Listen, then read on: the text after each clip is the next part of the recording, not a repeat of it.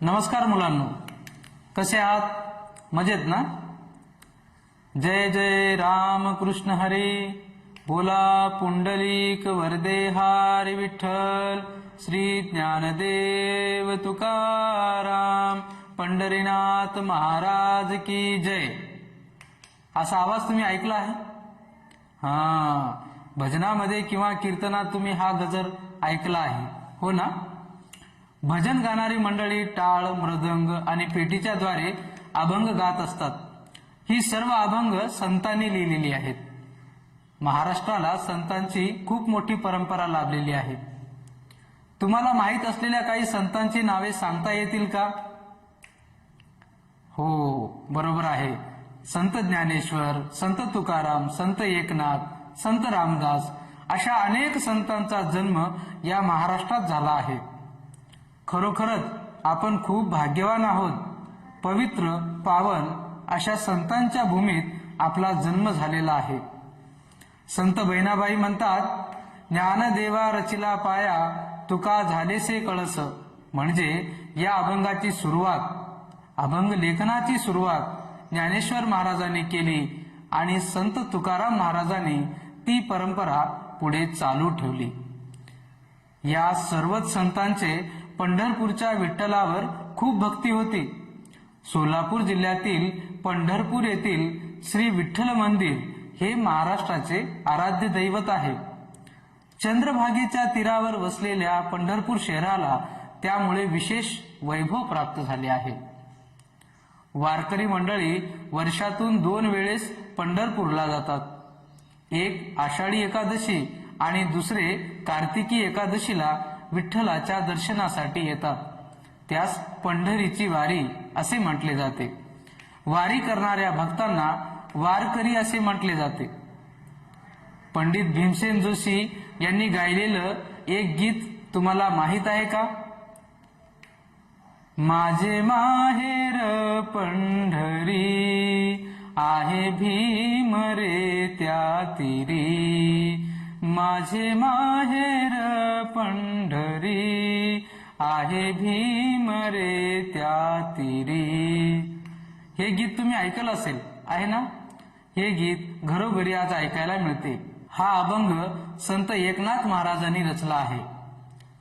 तर चला मुलांनो, आज आपण अशाच 3 विठ्ठल भक्त संतांच्या अभंगाची माहिती घेऊया आणि त्यांनी रचलेल्या अभंगाचे गुणगान करूया. संत जनाबाई या वारकरी संप्रदायातील एक थोर मराठी संत कवयित्री होत्या. त्या विठ्ठल भक्तीने ओतप्रोत भरलेल्या होत्या. अत्यंत साध्या व पवित्र जीवन जगलेल्या त्या संत होत्या. त्यांचा जन्म मराठवाड्यातील परभणी जिल्ह्यातील गंगाखेड येथे इसवी सन 1278 मध्ये झाला. त्या गरीब शेतकरी कुटुंबातील होत्या. त्यांच्या वडिलांचे नाव धनंजय आणि आईचे नाव करुणा होते. आईच्या निधनानंतर त्यांना लहानपणीच मोठ्या कष्टांना सामोरे जावे लागले. संत जनाबाई यांचे बालपण अत्यंत कष्टमय होते. वारी करण्यासाठी गेलेल्या जनाबाई गावी परत आले नाहीत. त्या नामदेवाच्या घरी दासी म्हणून राहायला गेल्या. तेथे त्यांना विठ्ठल भक्तीचे बाळकडू मिळाले. त्या नेहमी घरकाम करताना विठ्ठलाचे भजन, कीर्तन आणि अभंग गात असत. संत जनाबाई यांची भक्ती पाहून स्वतः पांडुरंग त्यांना घरकामात मदतीला येत असत. संत जनाबाई ह्या पांडुरंगाची लाडकी होती. धान्य दळायच्या वेळी, भांडे घासताना, कपडे धुताना आणि गौऱ्या करताना स्वतः पांडुरंग त्यांच्या सोबत असत. मुलांनो, संत जनाबाई यांच्या जीवनातील एक प्रसंग तुम्हाला सांगणार आहे. एकदा एका बाईने जनाबाई यांनी थापलेल्या गोवऱ्या माझ्या आहेत म्हणून घेऊन जाऊ लागल्या. त्यावेळी जनाबाई यांनी त्यास विरोध केला. मग त्या दोघींमध्ये खूप मोठा वाद झाला.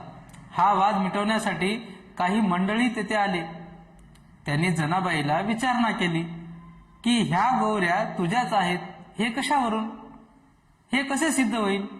त्यावर जनाबाई म्हणाल्या, एक गौरी घ्या आणि त्यातून विठ्ठल विठ्ठल असा आवाज येईल, ती माझी गौरी असेल. त्या मंडळींनी एक गौरी हातात उचलली आणि कानाजवळ नेली. त्यांना त्यातून विठ्ठल विठ्ठल असा आवाज ऐकू आला.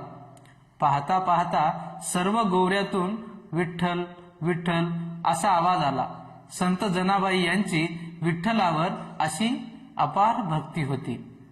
त्यांनी अनेक अभंग रचले, ज्यातून त्यांचे विठ्ठलावर असलेले प्रेम, कर्तव्य भावना आणि जीवनातील साधेपणा व्यक्त होतो.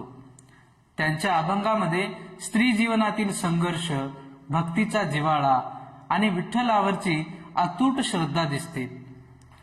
मुलांनो, तुम्हाला हे माहीत आहे का? संत जनाबाई यांचे अभंग कोणी लिहिले असतील? तर स्वतः पांडुरंगांनी त्यांचे अभंग लिहिले आहेत. एकदा जनाबाई दळण दळताना ओवी गात होती. तेव्हा पांडुरंगाने त्यांना विचारलं, जना, तू एवढे छान अभंग गातेस, तुझ्या अभंगात खूप गोडी आहे, हे अभंग तू जतन करून ठेवत जा. यावर जनाबाई म्हणाल्या, विठ्ठला, मला कुठे लिहिता येते? त्यावर स्वतः पांडुरंगाने संत जनाबाई यांचे अभंग लिहिण्याची जबाबदारी घेतली. मुलांनो, तुम्ही हे गीत खूप वेळा ऐकलं असेल. कोणते गीत? तर मी तुम्हाला गाऊन दाखवतो, पहा. धरिला पंढरीचा चोर, धरिला पंढरीचा चोर, धरिला पंढरीचा चोर, गळा बांधुनिया दोर, धरिला पंढरीचा चोर, गळा बांधुनिया दोर, हो धरिला पंढरीचा चोर. हा अभंग कोणी लिहिला माहित आहे का तुम्हाला? हा, अगदी बरोबर. हा अभंग संत जनाबाई यांनीच लिहिलेला आहे. संत जनाबाई यांना वारकरी परंपरेमध्ये एक महत्वाचे स्थान आहे. त्यांनी स्वतः संत नामदेव, संत ज्ञानेश्वर, संत सोपानदेव यांच्यासोबत भक्तीची शिकवण दिली. त्या भक्ती संप्रदायातील पहिल्या कवयित्रीपैकी एक मानल्या जातात. त्यांनी भक्तीला केवळ धार्मिक स्वरूप न देता जीवनातील सर्वसामान्य कष्टांशी जोडले आहे. त्या विठ्ठलाला आपल्या कामात सहभागी मानत आणि त्याला सोबत घेऊन जगत. त्यांच्या अभंगातून भक्ती, प्रेम आणि समर्पणाचे सुंदर दर्शन घडते. संत जनाबाई यांचे जीवन आणि काव्य आजही वारकरी परंपरेसाठी प्रेरणादायी आहे. संत जनाबाई यांच्या अभंगात भक्ती, प्रीती आणि विठ्ठलाबद्दलच्या उत्कट भावनेचा सुंदर आविष्कार या अभंगातून दिसून येतो. संत जनाबाई यांच्या अभंगाचे आपण गायन करूया.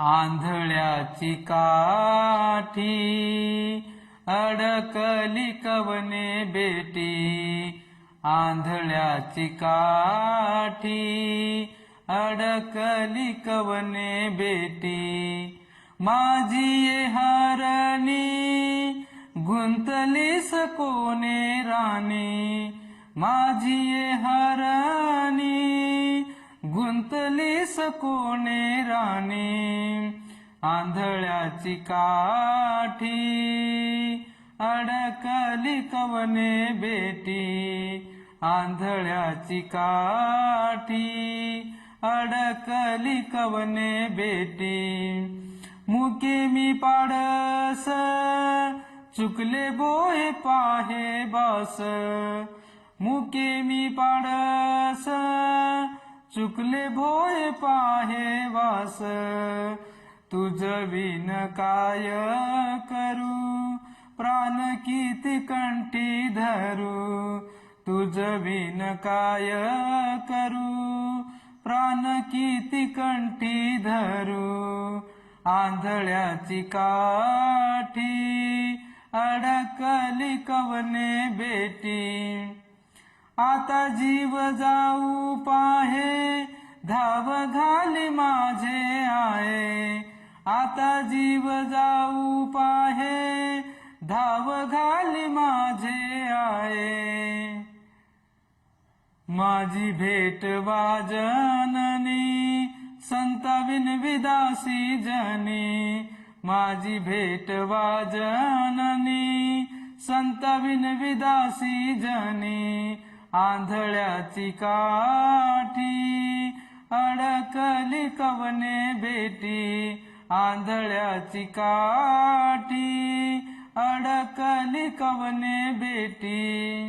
काय मुलांनो, आवडलं ना अभंग? चला आता आपण संत जनाबाई आपल्या अभंगातून काय सांगत आहेत याचा अर्थ समजून घेऊया. आंधळ्याची काठी अडकली कवने बेटी. आंधळ्या माणसाला त्याच्या काठीवर अवलंबून राहावे लागते. काठीच्या आधारे तो चालत असतो. काठी हीच त्याचे डोळे असतात. जर तीच काठी हरवली किंवा अडकली तर तो कसा मार्ग काढेल? भक्तांचे सुद्धा तसेच आहे.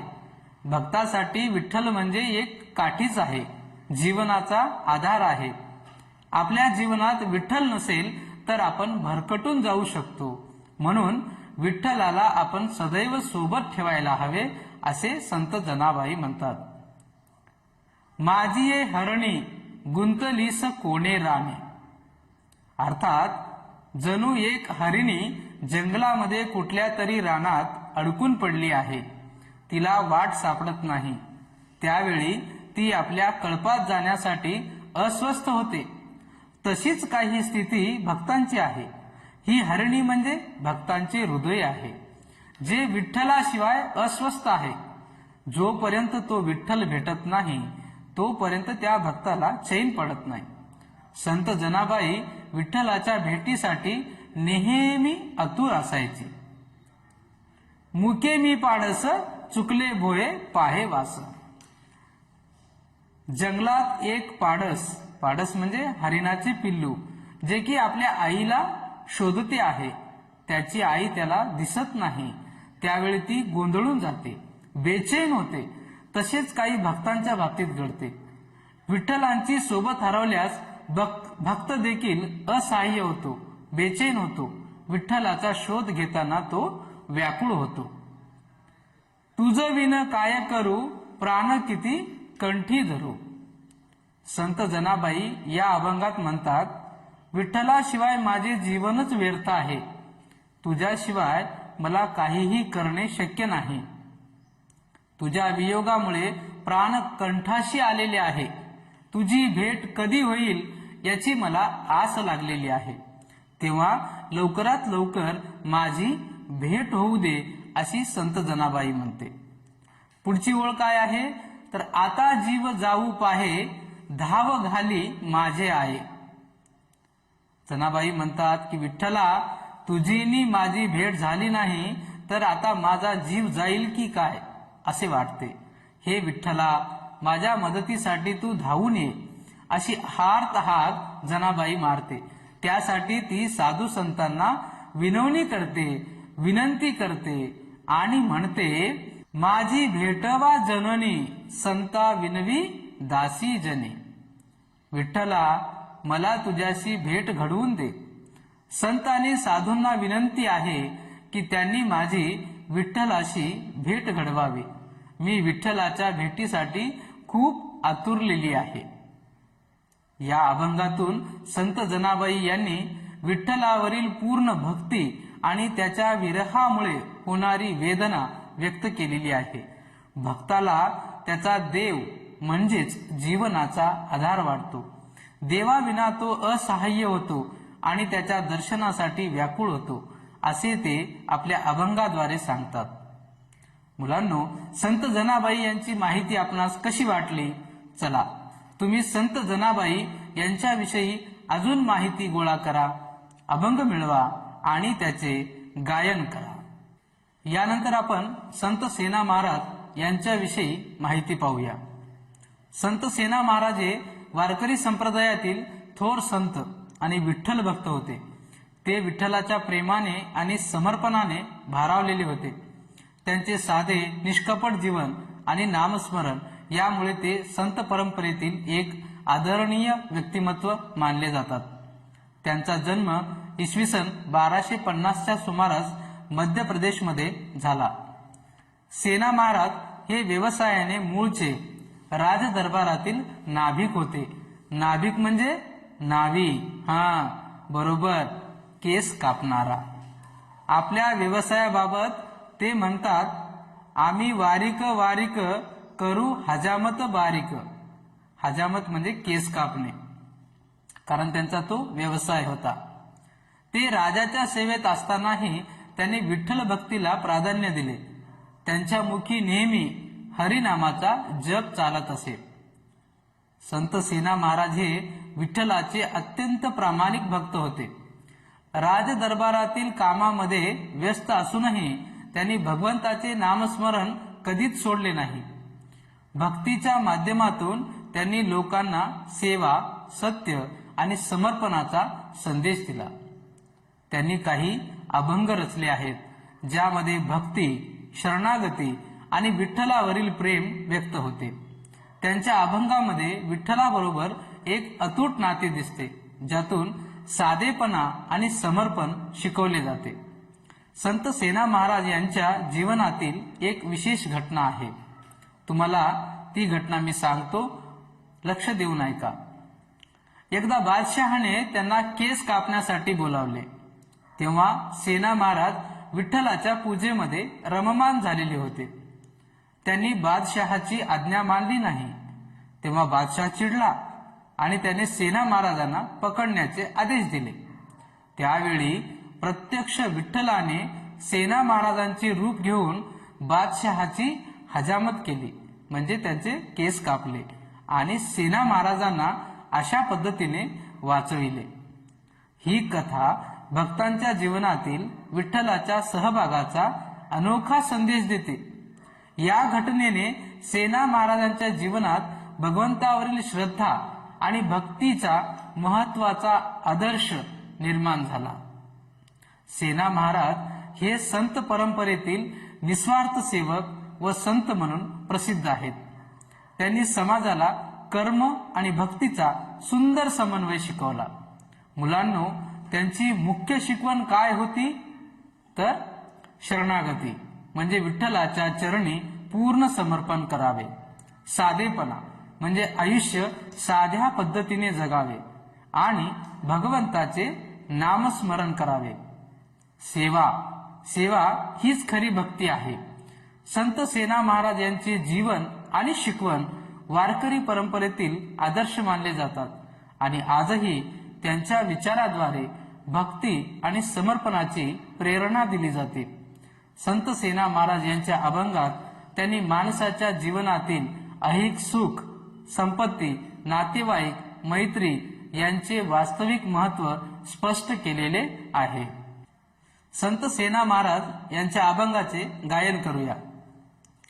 धन कोणा काम आले, धन कोणा काम आले, पहा विचारून भले, पहा विचारून भले, धन कोणा काम आले, धन कोणा काम आले, ऐसे सकळ जानती, ऐसे सकळ जानती, कळोनिया आंधळे होती, कळोनिया आंधळे होती, धन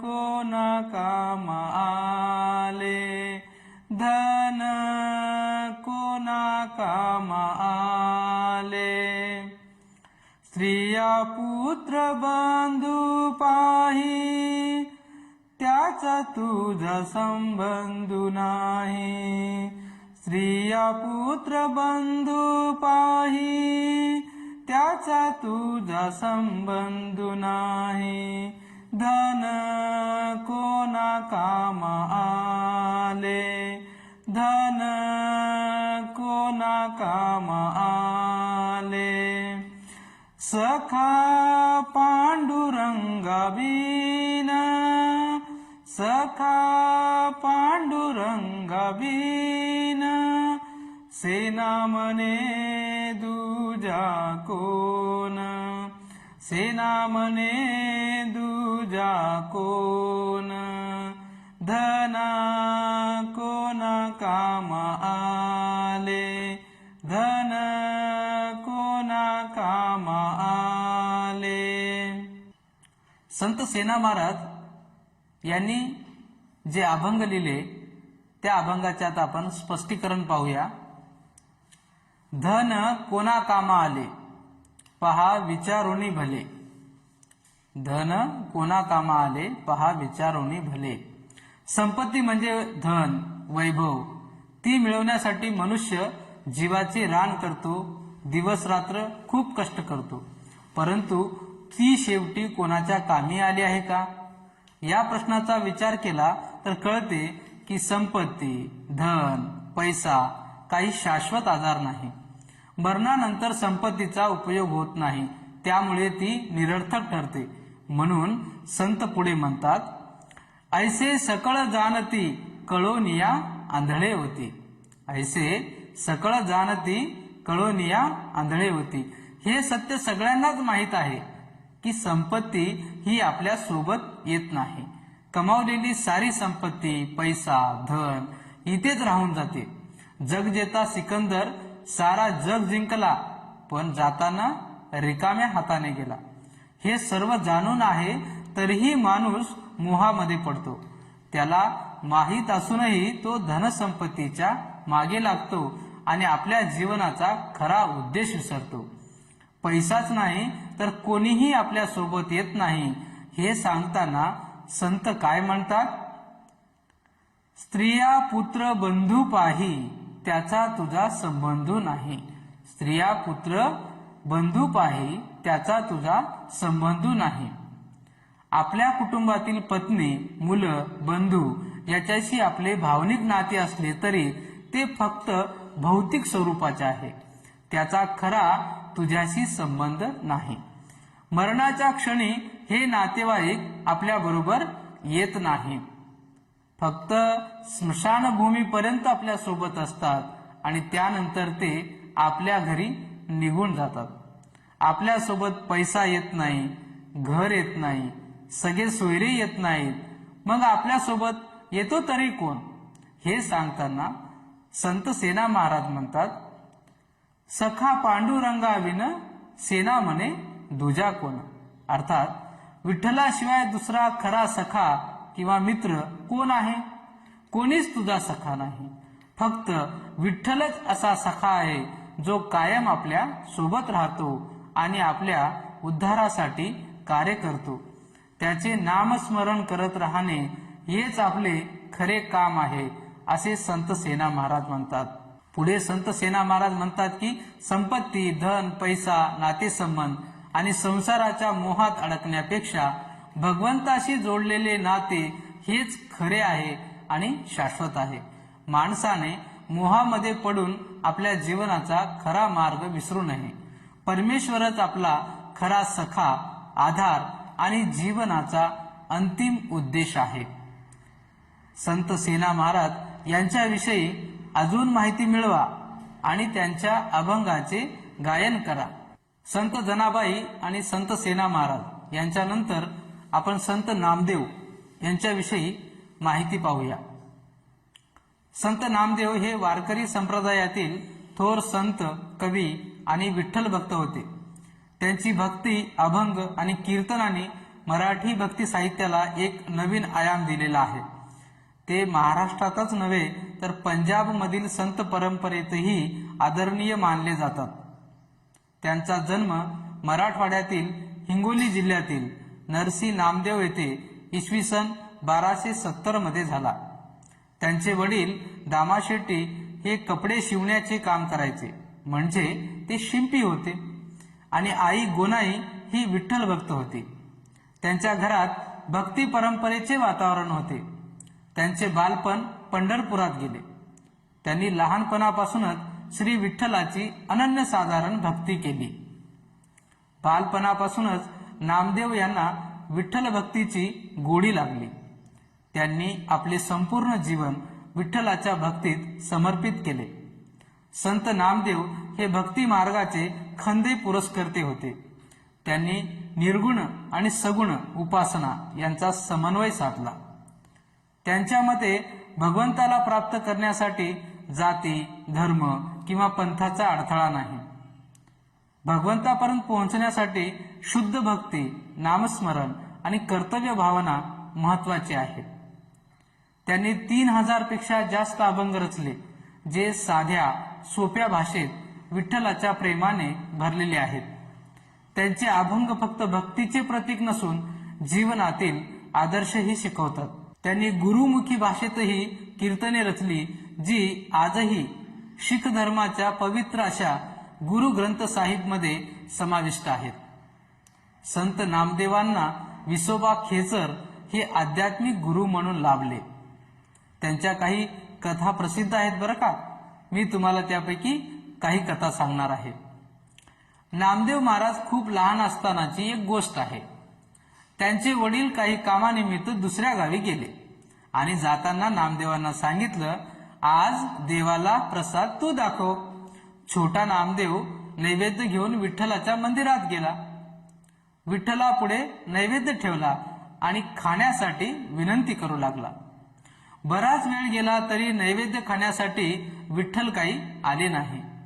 तेव्हा विठ्ठलाला त्यांनी सक्त ताकीद दिली, लवकर नैवेद्य खावं, अन्यथा मी येथेच डोके आपटून प्राण देईन. बालहट्टापुढे विठ्ठलाचे काही चालले नाही. विठ्ठल तेव्हा स्वतः प्रकट झाले आणि सर्व नैवेद्य संपविले. दगडाने तो नैवेद्य स्वीकारल्याची गोष्ट सर्व गावात पसरली. हे खरे आहे की खोटे हे बघण्यासाठी लोक मंदिरात गोळा झाली. प्रत्यक्ष विठ्ठल येऊन नामदेवाने दिलेला नैवेद्य खातोय हे बघून सारेच आश्चर्यचकित झाले. संत नामदेव हे विठ्ठलाचे परम भक्त होते. मुलांनो, आता मी तुम्हाला दुसरी कथा सांगणार आहे. एकदा एका कुत्र्याने नामदेव महाराजांच्या घरातून चपाती पळवली. तेव्हा नामदेव महाराज त्या कुत्र्याच्या मागे काठी घेऊन पळाले का? नाही, तर त्यांनी तुपाची वाटी घेऊन पळाले. कशासाठी बरं? कारण कुत्र्याला ती चपाती कोरडी लागू नये. प्राणी मात्रावर अशी त्यांची दया होती. एकदा नामदेवांच्या घरी एक चोर शिरला. त्यावेळी संत नामदेवाने त्या चोरालाच चोरी करण्यात मदत केली आणि त्याला विठ्ठलाचे महत्त्व पटवून दिले.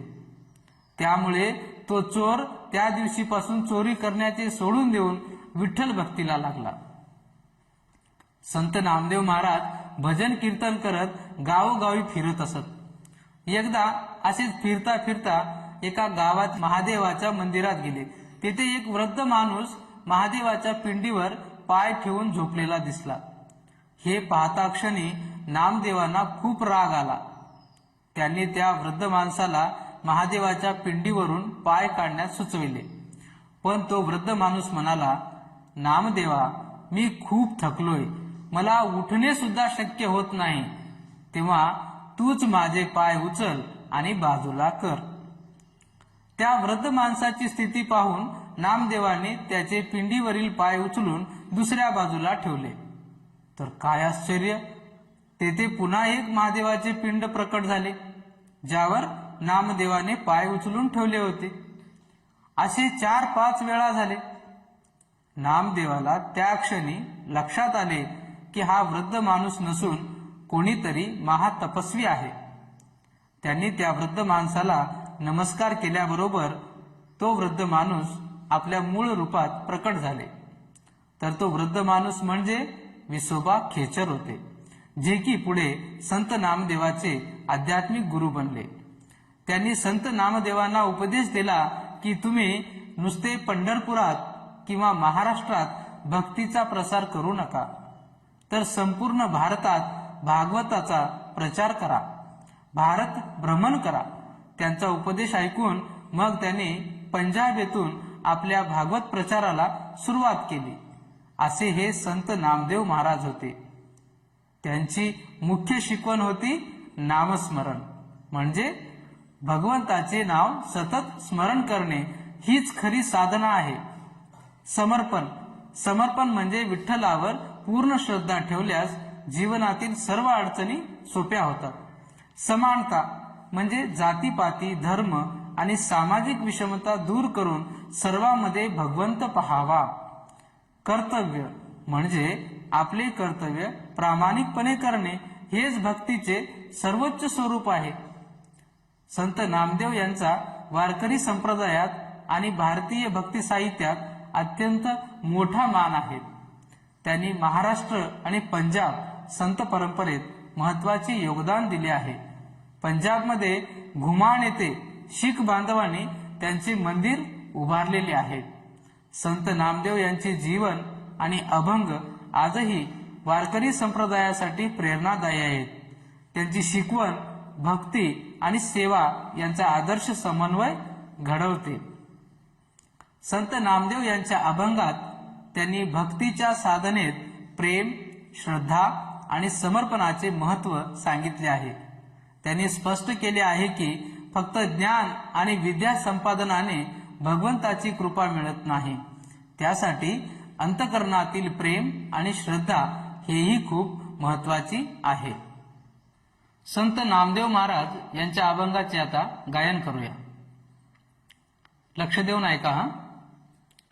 अभ्यासीले वेद झाला शास्त्र बोध, अभ्यासीले वेद झाला शास्त्र बोध, साधिल्या विविध नाना कळा, साधिल्या विविध नाना कळा, अभ्यासीले वेद झाला शास्त्र बोध, प्रेमाचा जिवाळा जव नाही अंतरी, प्रेमाचा जिवाळा जव नाही अंतरी, तव कैसा श्रीहरी करील कृपा, तव